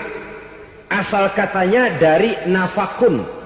Nafakun itu satu lubang yang punya dua muka, seperti goa, ada tempat masuk, ada tempat keluar. Maka munafik orang yang punya dua muka. Kalau bahasa kita, pandai bermain minyak di atas air, manis jika berhadapan, balik belakang lain bicara. Sehingga apa yang dinamakan nifak, kata Imam Ali Al-Jurjani dalam kitab ta'rifatnya, izharul imanu bil lisan wa kitmanul kufri bil qalbi. Menyatakan, menampakkan iman dengan lidahnya, tapi menyembunyikan kekafiran dalam hatinya. Dengan kata lain, lidahnya mah iman, hatinya mah kafir. Padahal hati itu yang dilihat, padahal hati itu yang dinilai. Kenapa lidahnya mengaku iman? Ya mungkin karena kepepet, mungkin karena kepentingan, mungkin karena ingin mencari kelemahan orang, lalu dia pura-pura beriman. Tapi sesungguhnya hatinya kufur. Ini merupakan penyakit munafik. Dan terus terang, menghadapi orang munafik jauh lebih berat daripada menghadapi orang kafir. Kenapa? Munafik ini kan musuh dalam selimut. Mau dibilang musuh nyata-nyata, apalagi di zaman Rasul ya, ketika periode Madinah, berat sekali menghadapi orang munafik. Mau dibilang kafir, kalau ketemu assalamualaikumnya medok juga. Mau dibilang mukmin, di belakang ngegerundel, nyari-nyari penyakit, nyari-nyari lantaran, mencari-cari gara-gara. Kalau kafir jelas kafirnya, kalau musyrik jelas musyriknya. Tapi munafik, di depan kita dia mengaku beriman, di belakang kita dia caci maki kita. Maka demikian rupa watak orang munafik Allah benci betul. Sampai dalam Quran orang munafik itu divonis innal munafikin fid darkil asfal minan nar. Orang-orang munafik di dasar jurang neraka yang paling bawah, keraknya neraka. Saudara-saudara kaum muslimin rahimakumullah. Sebab munafik sangat berbahaya. Membahayakan umat, membahayakan agama. Di depan kita mereka ngaku pura-pura beriman. Kalau pidato luar biasa, memuji agama setinggi langit, menampakkan seolah-olah dia orang yang dekat dengan agama. Saudara-saudara, agama penting, agama mutlak. Tapi yang ngomong begitu agamanya apa? Remeng-remeng. Cuma sekedar lipstick, cuma sekedar dekorasi, cuma sekedar kamuflase buat ngibuli orang lain. Dia mengaku beragama, mengatakan agama mutlak, menganggap agama penting, seolah-olah memperhatikan benar tentang tatanan kehidupan beragama, tapi sebenarnya di hatinya tidak lebih berkecamuk penyakit-penyakit kufur. Maka sifat munafik ini termasuk menodai tauhid, artinya merusak akhlak kita kepada Allah Subhanahu wa ta'ala. Sifat yang ketiga yang juga merusak akhlak kita kepada Allah dinamakan riddah. Riddah itu sifatnya, orang yang punya sifat riddah disebut murtad. Murtad keluar dari Islam. Keluar dari Islam tentu tadinya di dalam Islam. Oleh satu perbuatan dia bisa menjadi murtad. Misalnya tadinya dia iman benar kepada Allah, tapi melarat. Kadang-kadang sehari masak, 3 hari libur. Akhirnya oleh kesulitan ekonomi dia tidak kuat. Ada yang menawarkan kebaikan, dibawain supermi, dibawain obat-obatan, diberikan beras. Goyah imannya. Keluar dia dari Islam, ikut agama orang yang memberikan pertolongan kepadanya, memilih kesenangan sebentar dengan mengorbankan kebahagiaan yang kekal. Maka orang semacam itu riddah sifatnya, murtad orangnya, keluar dari Islam. Dan yang menyebabkan kita murtad bukan cuma orang nyata-nyata memproklamirkan diri keluar dari Islam tapi lalu mengikuti agama orang lain. Bukan cuma itu. Mengakui ada Rasul lagi sesudah Nabi Muhammad bisa menyebabkan kita murtad. Mengingkari nikmat Allah bisa menyebabkan kita murtad. Meyakini semua agama benar bisa menyebabkan orang menjadi murtad. Meragukan kesempurnaan dan kelengkapan Al-Quran bisa menyebabkan orang jadi murtad. Mengingkari sunnah bisa menyebabkan orang menjadi murtad. Banyak hal-hal yang bisa mendatangkan penyakit riddah dan membuat pelakunya menjadi murtad. Dan ini menodai akhlak kita kepada Allah Subhanahu wa ta'ala. Itu tadi kufur iman, saudara-saudara. Nyata-nyata mengingkari Allah, baik dalam bentuk syirik, nifak ataupun riddah. Kufur yang kedua dinamakan kufur nikmat. Apa itu kufur nikmat? Sitru nikmatil mun'im au ya'malu fi mukhalafatil mun'im. Menutup-nutup nikmat Allah atau melakukan perbuatan yang menentang, bertentangan dengan kehendak yang memberikan nikmat. Jadi kufur nikmat pertama, nutup-nutupin Tuhan. Tuhan jalingin. Duit lu banyak amat, dari mana? Gua kerja. Lalu kerjanya nomor 1. Orang yang berakhlak kepada Allah, dia akan menjawab, kamu uangnya kok banyak, dari mana? Rezeki dari Allah. Caranya, saya kerja. Kerja itu cara, rezeki itu dari Allah datangnya. Bukankah di zaman sekarang kita sering terpleset? Ini merupakan cerminan dari rapuhnya akhlak kita kepada Allah Subhanahu wa ta'ala. Karena usaha saya memang, karena saya peras keringat banting tulang, tentu. Tapi sadarkah kita bahwa sepanjang yang bisa kita lakukan cuma berusaha, peras keringat, banting tulang, pergi pagi pulang sore. Tapi bisakah kita memastikan hasil usaha kita? Apalagi yang paling dekat, misalnya saja yang sungguh-sungguh di luar jangkauan kemampuan kita, soal rezeki, soal jodoh, soal maut. Kitakah yang mengatur? Kitakah yang menentukan? Subhanallah, manusia sungguh tidak berdaya menghadapi 3 hal paling pokok ini. Rezeki, kita cuma bekerja. Kitakah yang menentukan? Tidak. Kita berusaha saja, rezeki belum pasti dapat. Apalagi kalau kita tidak berusaha. Jangan terjebak dalam fatalisme. Belum perang udah nyerah. Emang dasar rezeki datangnya dari Tuhan, gak usah kerja, dan ntar juga kalau dia datang. Dari mana datangnya? Kerja saja belum tentu dapat rezeki, apalagi kalau tidak kerja. Yang jelas usaha perlu kepastian, itu urusan Allah. Ini akhlak kepada Allah Subhanahu wa ta'ala. Jodoh juga begitu. Kita berusaha, kita berupaya, Allah menghendaki lain jadinya. Maut juga begitu. Siapa sih yang pengen ngadepi maut? Siapa sih yang pengen mati? Siapa sih yang pengen ketemu malaikat Israel? Tidak seorang pun kalau ditanya, kecuali mereka yang putus asa ya. Kalau otaknya masih normal, mau mati mesti belakangan dulu udah dikit. Tapi yang satu itu saudara, kalau dia sudah datang, tenaga mana yang bisa menolak? Kalau dia sudah berkunjung, kekuatan mana yang bisa menghindar? Kalau dia sudah ingin bertemu, kemana kita bisa melarikan diri? Manusia sepanjang yang dia lakukan hanya berusaha, tapi kepastian, ketentuan dari Allah Subhanahu wa ta'ala. Orang yang kufur nikmat, nutupin Allah.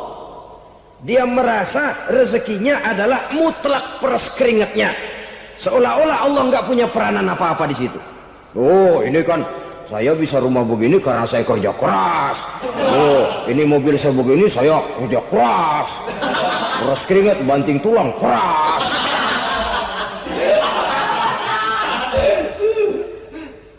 Saudara-saudara kaum muslimin rahimahkumullah. Jadi menutupi Allah. Akibatnya nanti kalau dia berhasil, Allah ketutupan. Kalau dia gagal, orang lain dicaci maki, dicari kambing hitam. Yang kambing hitam kan mahal. Karena orang sering cari-cari kambing hitam. Jarang orang mau jujur kalau bertemu kesulitan lalu mencari sebab pada dirinya sendiri. Yang paling enak ya nyalain orang. Lo begitu. Orang lain yang paling enak kita salahin. Au ya'malu fi mukhalafatil mun'im, atau dia melakukan sesuatu yang tidak sesuai dengan kehendak yang memberikannya nikmat. Diberikan kita tangan, mulut sih nggak berhenti, terima kasih Tuhan, alhamdulillah saya dikasih tangan. Cuma nih tangan enteng mat nabokin orang mulu. Itu sudah mukhalafatul mun'im, bertentangan dengan kehendak yang memberikan nikmat. Diberikan harta, mulutnya mah basah, terima kasih Tuhan, alhamdulillah dikasih harta, tapi pelitnya minta ampun, kikir koret medit. Ini juga termasuk kufur nikmat, mempergunakan suatu nikmat bertentangan dengan kehendak daripada yang memberikan nikmat itu sendiri. Saudara-saudara kaum muslimin rahimakumullah. Oleh karenanya kufur iman memang lebih bahaya daripada kufur nikmat. Tapi jangan lupa, kufur nikmat bisa menyeret orang kepada kufur iman. Dan kalau Allah udah dialingin, Tuhan sudah dinomor duain, lama-lama kenapa dia tidak mendewakan dirinya sendiri? Mendewakan pangkatnya, mendewa-dewakan otaknya, mendewa-dewakan kemampuannya. Pada awalnya dia memang cuma kufur nikmat, tapi lambat laun kalau ini tidak diobati, secara pasti orang akan mengarah kepada kufur iman. Bisa berbentuk syirik, bisa berbentuk nifak, bisa berbentuk riddah. Saudara-saudara, oleh karena itu menjaga akhlak kepada Allah mutlak penting. Sebab apa? kita tidak berakhlak kepada manusia saja, kita dikucilkan dari pergaulan. Kalau kita tidak berakhlak kepada Allah, dikucilkan oleh Allah. Hadis qudsi menyatakan, man lam yashkur ala na'mai wa lam yasbir ala balai falyakhruj min tahtis samai falyatlub rabban siwaya. Kata Allah, siapa orang yang tidak mau bersyukur terhadap nikmat yang aku berikan kepadanya dan tidak mau sabar terhadap ujian yang aku berikan kepadanya, falyakhruj min tahtis samai, persilahkan saja keluar dari kolong langitku, waliyatlub rabban siwaya, tolong cari Tuhan lain selain daripada aku. Murka Allah, diusir, cuman gak kedengeran aja. Siapa yang tidak mau syukur terhadap nikmatku, siapa yang tidak mau sabar terhadap ujian yang aku berikan kepadanya, persilahkan keluar dari kolong langitku ini, cari Tuhan lain selain aku. Nah, langit Tuhan yang punya, Tuhan kita lawan, diusir dari kolong langit, mau pindah ke kolong mana?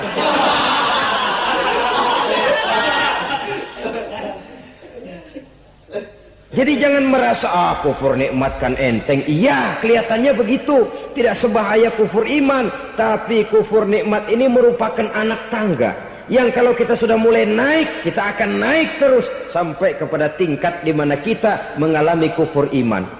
Kalau sudah ke sana, maka akhlak kita kepada Allah terkenalah erosi, terkena polusi, hancur akhlak kepada Allah, dan itulah sumber kesengsaraan abadi.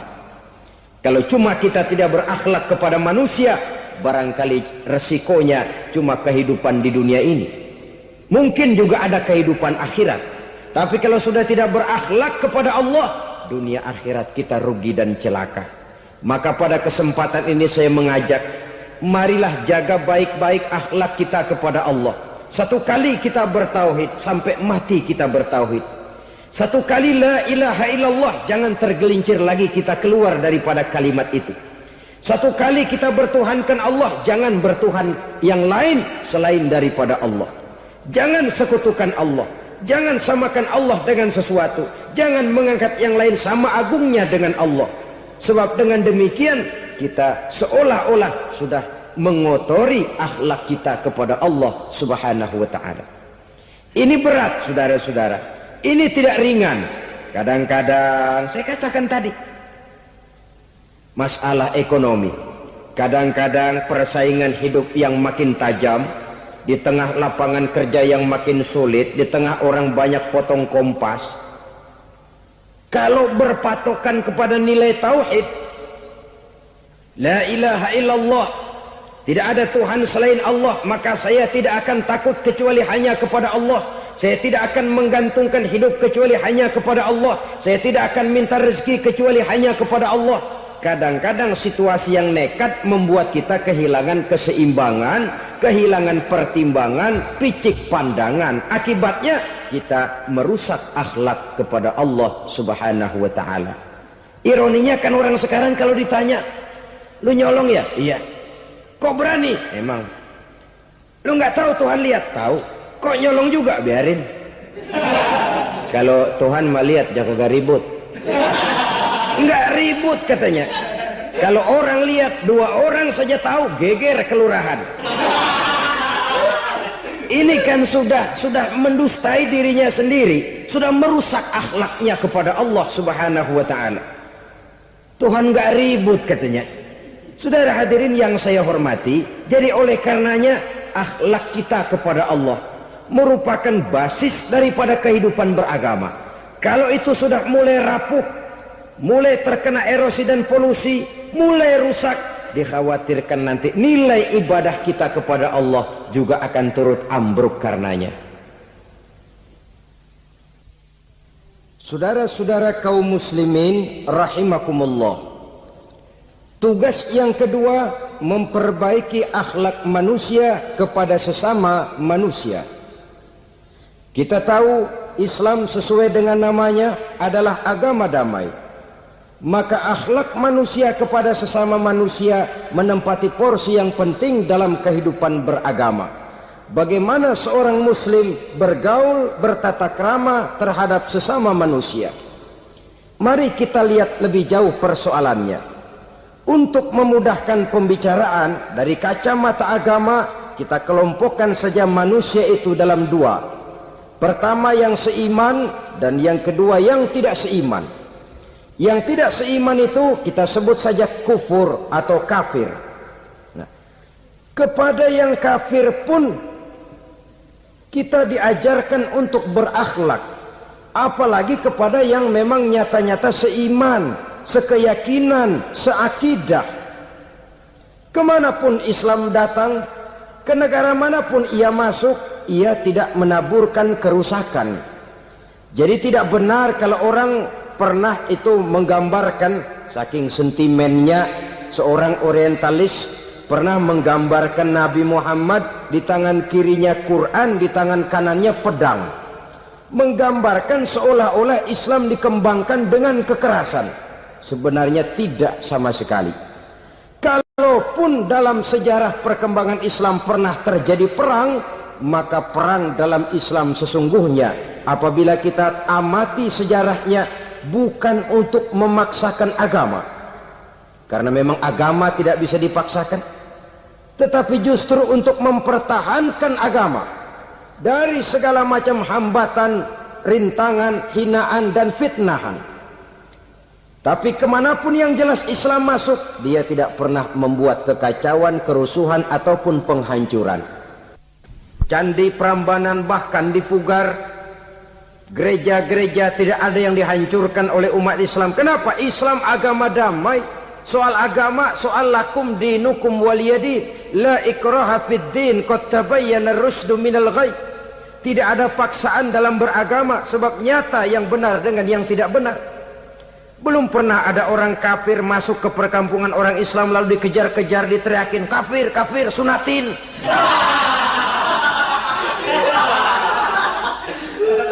Belum pernah. Kenapa? Islam menghormati orang lain agama. Nah, yang kafir ini macam-macam, saudara.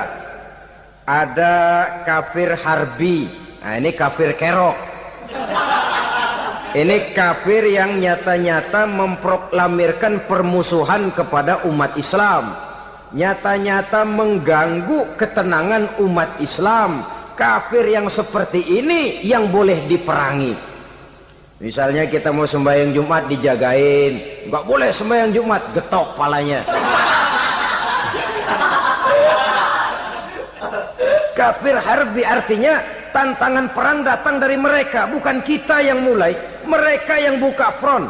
Prinsipnya umat Islam tidak boleh mencari-cari musuh, tapi pun tidak boleh lari kalau ketemu musuh. Musuh jangan dicari, ketemu jangan lari.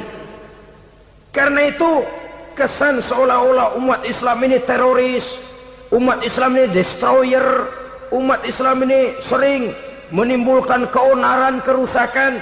Sungguh satu fitnahan yang sangat keji. Umat Islam adalah umat yang cinta damai. Islam di masa perkembangannya masuki Eropa melalui Selat Gibraltar, Jabal Tariq, memasuki Spanyol. Islam tidak pernah meruntuhkan gereja. Islam tidak pernah membunuh orang-orang Nasrani. Bahkan Islam mewariskan peradaban dan kebudayaan yang begitu tinggi nilainya di bidang ilmu pengetahuan, sampai ketika itu Barat banyak mengkaji ilmu pengetahuan dari dunia Islam.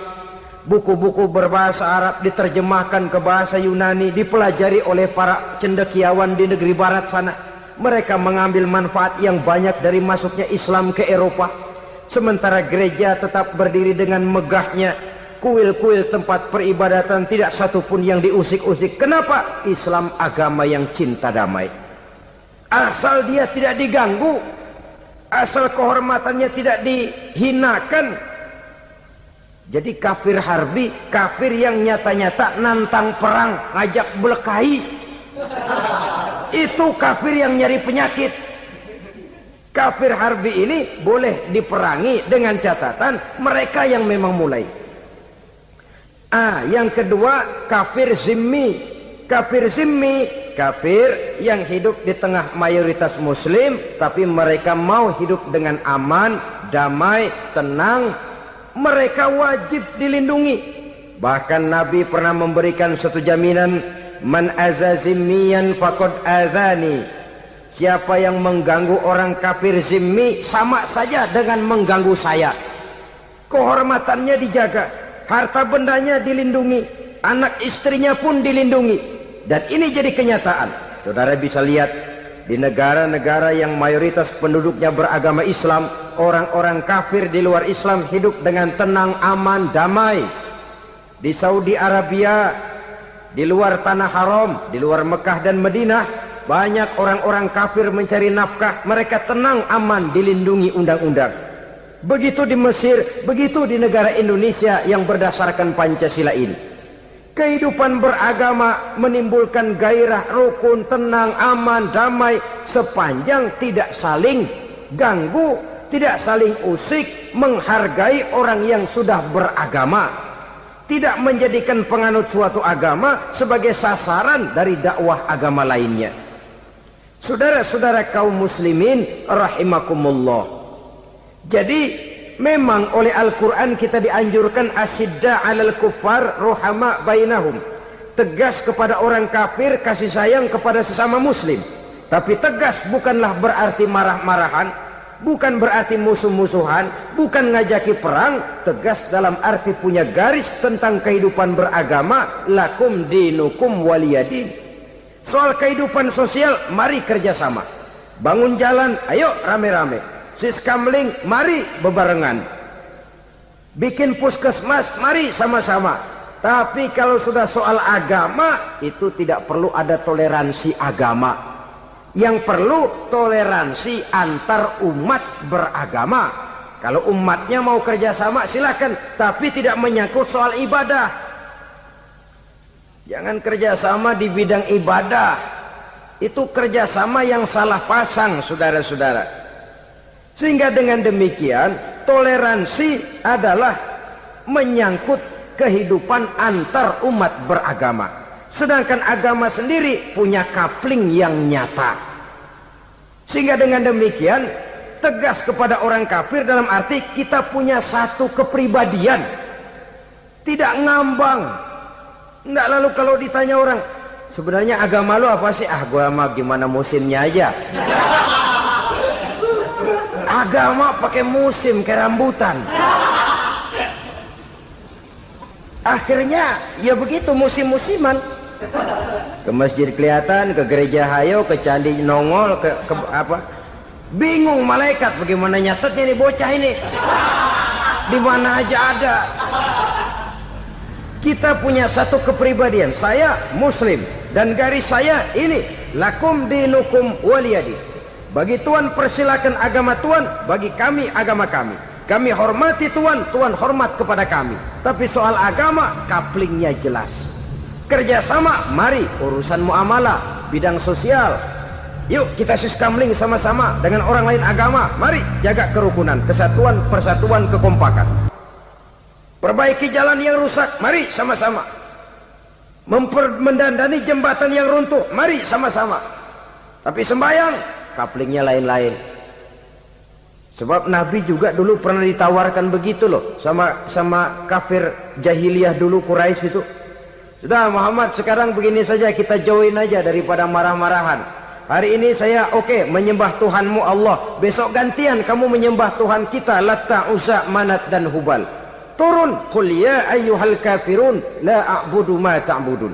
Soal ibadah kaplingnya jelas, tidak boleh dicampur adukkan. Sebab kalau tidak, kita akan mulai kehilangan identitas diri. Dan disitulah krisis kehidupan keyakinan beragama dimulai. Dari krisis identitas. Hujan gede kan mulainya gerimis dulu. Di mana-mana ya gerimis dulu. Gerimis makin lama makin gede. Kita akan mulai dengan kehilangan identitas diri. Dari sana nanti kita malu mengakui keislaman kita.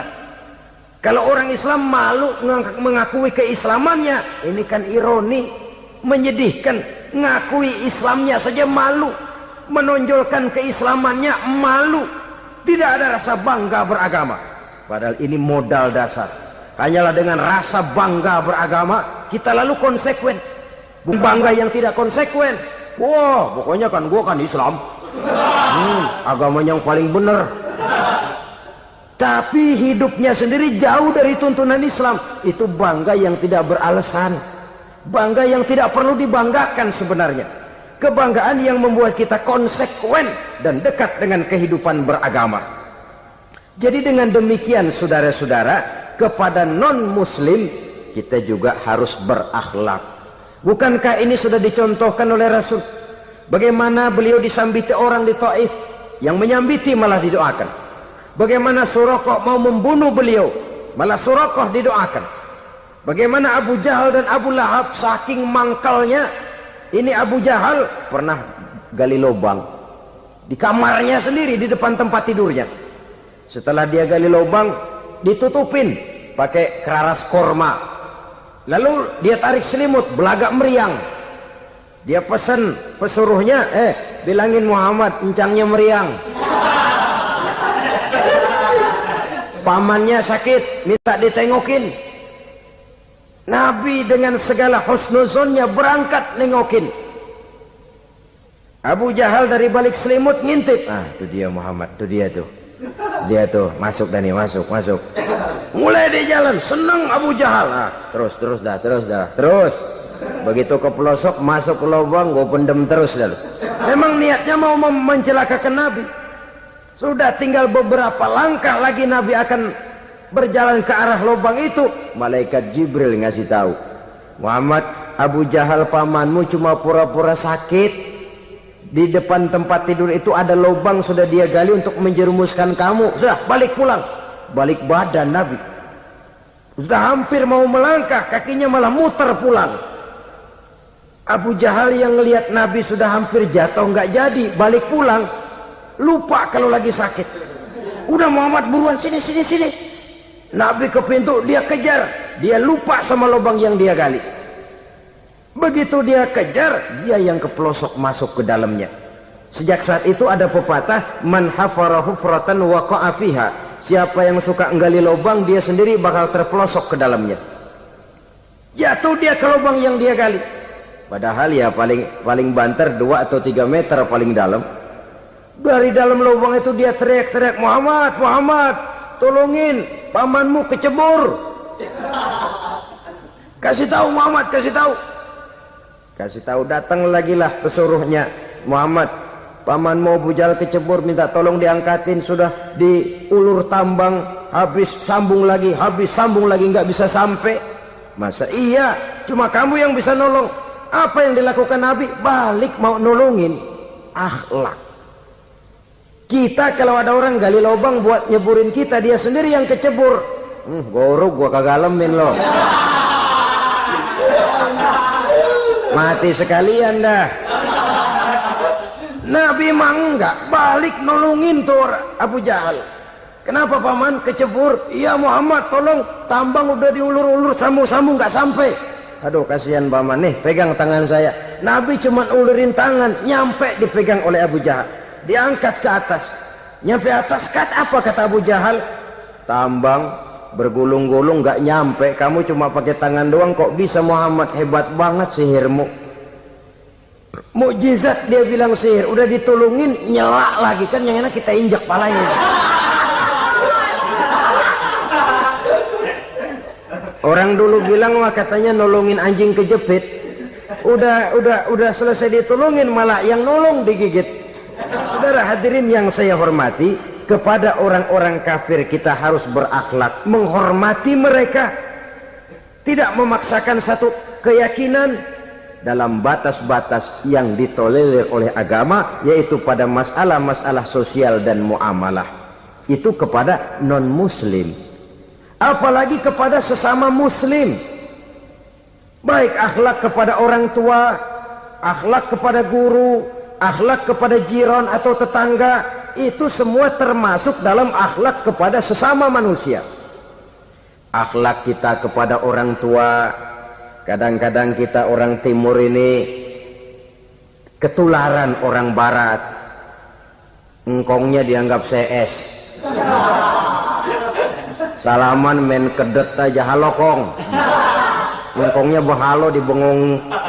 Saudara-saudara kaum muslimin rahimakumullah, akhlak yang tua kepada yang muda, akhlak yang muda kepada yang tua, kepada jiran dan tetangga, kepada sanak famili dan handai tolan, pendeknya kepada sesama muslim. Tetangga ada haknya, ada hak tetangga yang kalau kita berakhlak itu harus dipenuhi. Contoh kecil, kalau saya beli radio, itu saya dong boleh berpikir, ini radio saya beli pakai uang saya setel di rumah saya, sekeras-kerasnya ada apa sama orang lain? Radio gua, yang beli gua pakai duit gua, gue setel di rumah gue, ada urusan apa sama orang lain? Itu kalau menurut saya. Tapi tetangga sebelah saya kan bisa juga ngomong begitu. Mata gue, yang ngantuk gue tidur di rumah gue, kenapa suara radio lu masuk kemari? Ketika itulah lalu kebebasan saya nyetel radio dibatasi oleh kebebasan tetangga saya yang mau tidur. Ini sudah akhlak namanya. Umpamanya lagi ada Nabi ajarkan, iza tobakhta maraqatan fa'akthir ma'aha wa ta'ahad jiranaka. Kalau kamu masak sayur, banyakin kuahnya, bagiin tetangga kamu. Bukan bagiannya itu yang jadi soal, tapi akhlak kepada tetangga. Udah tahu tetangganya kelaparan, diseksa, goreng ikan asin, se-RW baunya ngayap, kembang kempis orang nungguin. Saudara hadirin ma'asyiral muslimin rahimakumullah. Jadi dengan demikian, kalau sudah kembali kepada orang-orang yang nilai imannya sama dengan kita, apapun organisasinya, apapun baju yang mereka pakai, kaos yang mereka pakai, jaket yang mereka pakai, kalau sudah seakidah, seiman, jaga akhlak kita. Pendapat boleh berbeda, kaos boleh tidak sama, jaket boleh beraneka warna, bendera boleh beragam-ragam, tapi ukhuwah Islamiyah ini utamakan. Adalah lebih baik mencari persamaan dalam kehidupan dan bukan memperbesar perbedaan. Hanyalah dengan mengembangkan nilai-nilai akhlak semacam ini, toleransi tidak hanya diperlukan kepada yang non-muslim, kepada sesama muslim pun toleransi. Artinya apa? Jangan memponis amalan orang lain. Yang usoli, yang tidak usoli, berjalanlah menurut keyakinannya masing-masing. Jangan lalu memponis, itu namanya nggak toleransi. Kamu nggak pakai usoli ya? Enggak. Brengsek. Kamu pakai usoli ya? Iya. Bid'ah. Lah dua-duanya kagak yang bener. Kalau yang sembahyang kagak bener, bagaimana yang kagak sembahyang? Apa itu yang bener? Toleransi, setuju dengan perbedaan pendapat, jangan memponis amalan orang lain. Karena kita hanya beramal, hak menerima adalah Allah Subhanahu wa ta'ala. Jangan sebentar-bentar mencap bid'ah dolalah, finnar, neraka. Kayaknya neraka kapling orang tuanya kali. Gampang bener masukin orang ke neraka. Kita kadang-kadang bisa toleransi dengan orang luar, tapi kepada sesama muslim toleransi tidak sanggup kita adakan.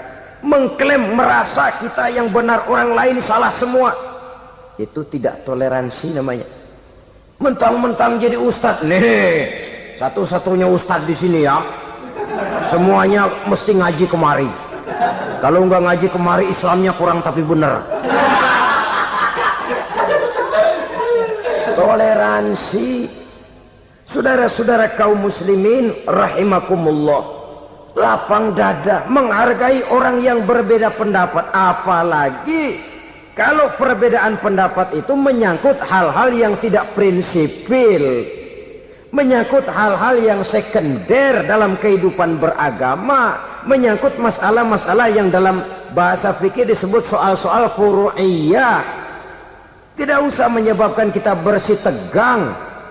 Kepala sama hitam pendapat boleh berbeda dan halal. Bahkan Nabi mengatakan ikhtilafu ummati rahmatun. Perbedaan pendapat di kalangan umatku bahkan menjadi rahmah, sepanjang perbedaan pendapat itu diiringi dengan rasa toleransi. Tapi kalau sudah main baku hantam, main klaim, memponis orang lain, akhirnya timbullah keretakan. Jangan heran kadang-kadang satu masjid dua kelir. Ya soal kelir boleh kelar-kelir, boleh kelar-kelir, tapi kalau harus terlalu mencolok menyebabkan timbulnya keretakan, saya kira yang akan turun bukan lagi rahmah tapi bala. Bala akan menimpa kita, jatuh kita menjadi umat yang lemah. Oleh karena di antara kita sendiri, sesama kita tidak pandai bertoleransi, tidak lapang dada. Ada anak muda kelihatannya mau majuan dikit, yang tua curiga. Nih, kalau dia maju pasaran gua bangkrut dong nih. Lalu ditekan tuh anak ditekan melejit. Kadang-kadang yang tua maksudnya baik mau memelihara, yang muda salah terima. Kan tua kejemur.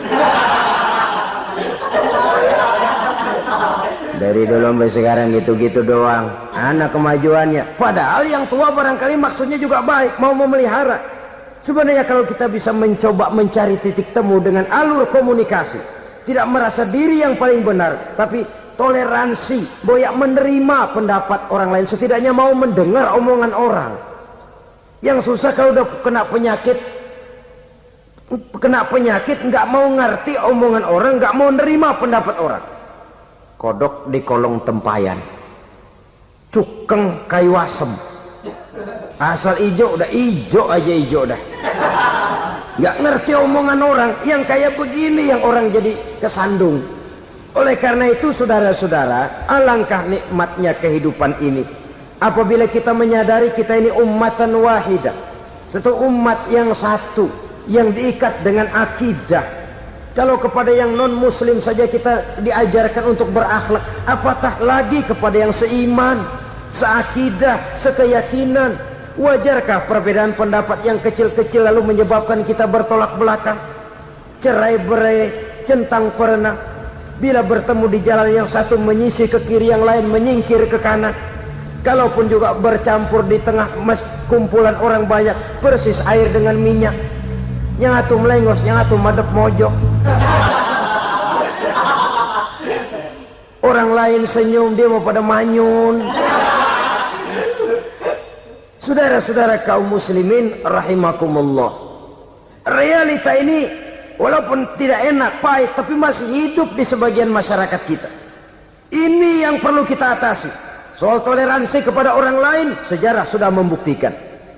Mari kita jangan cuma bisa mengajak orang lain, umat lain untuk bertoleransi dengan kita, tapi kepada sesama kita toleransi ini perlu kita tegakkan, perlu kita bina, terutama di dalam kita menuju bentuk ideal daripada konsep ukhuwah Islamiyah ini, yang memang selalu kita akan cari bentuk-bentuk idealnya sejalan dengan perkembangan situasi dan kondisi yang dihadapi oleh umat.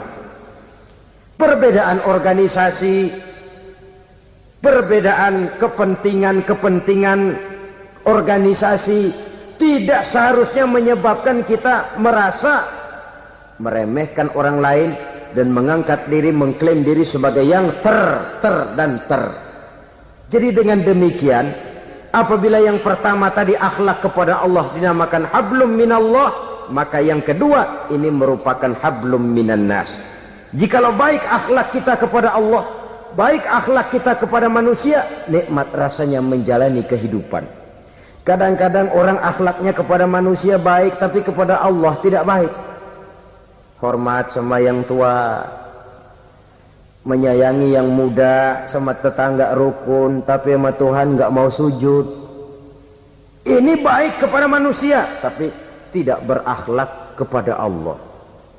Atau sebaliknya, sujudnya sama Allah mah tekun, bener, khusyuk, bahasanya juga fasih, luar biasa. Tapi sama manusia sombong, takabur, ujub, merasanya dia doang yang paling benar. Sebab iblis itu ya, itu kadang-kadang datang lewat hati, dan memang selalu markasnya di situ. Kalau dia tidak bisa menggoda kita dengan yang lain, dia tumbuhkan sifat ujub. Dia bisikin, wah memang di kampung ini yang paling banyak ibadahnya ente. Yang lain mana lihat tuh kerocok semua. Lalu di hati orang itu tertanam sifat iya ya. Nah, tatkala iya ya, dia sudah terkena serangan iblis. Akhirnya apa? Orang lain diremehin. Asalnya kagak mau sembahyang aja diajak salaman udah najis aja dah. Ketemu juga mukanya ditekuk 4. Akhirnya bukan ngajak malah ngenyek, nyina. Lah orang dihina makin jauh, makin tidak tersentuh. Bukan cara itu yang diajarkan oleh Rasul.